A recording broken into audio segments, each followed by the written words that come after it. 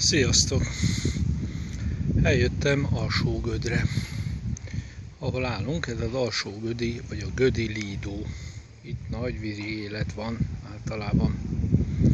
Fölültem a bringámra, és egy óra alatt Újpestről ide tekertem. Közben megmutatom, hogy mit lehet itt látni. Érdekes vízi járművek, sárkányhajó.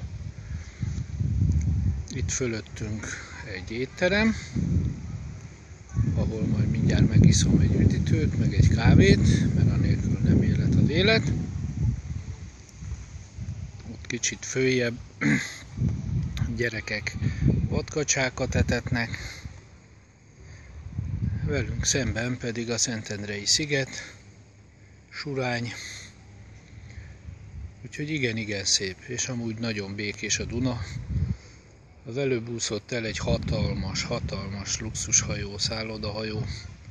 Valószínűleg csóró német nyugdíjasok utaznak rajta. Úgyhogy ennyi. Erős északnyugati szél van, úgyhogy meg kellett kicsit küzdeni, mert komoly emelkedők is voltak. De milyen jó lesz ez hazafelé, csak úgy hasítunk. Közben meg egyfolytában ezen a Kairosz üzleten jár az eszem.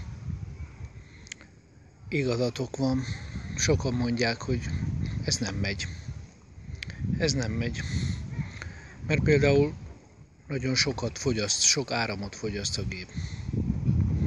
Meg az is elképzelhető, hogy egy pár ezer forintos beruházást kell tenni a technikai feltételek megteremtéséhez. Én mindezek ellenére nagy nehézségeket leküzdve januárba belekezdtem, és a legkisebb $125 csomaggal, és evidáig, augusztus 12-t írunk, az összes bevételem meghaladta az $1100, közel 10-szeres. Ez nem olyan rossz. Az is igaz, hogy ebből a nagyobb hangsúlyjal nem a egyes típusú jövedelem, a tárhelybérbeadás szerepel, hanem a kettes típusú, az pedig a továbbajánlói jutalék. Úgyhogy érdemes ezt az üzletet tovább ajánlani.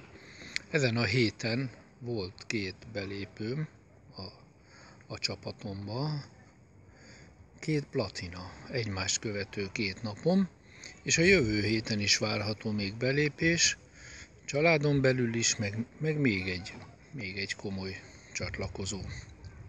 Úgyhogy érdemes foglalkozni, már annak, akinek megy. Mert akinek nem megy, annak nem megy. Sziasztok!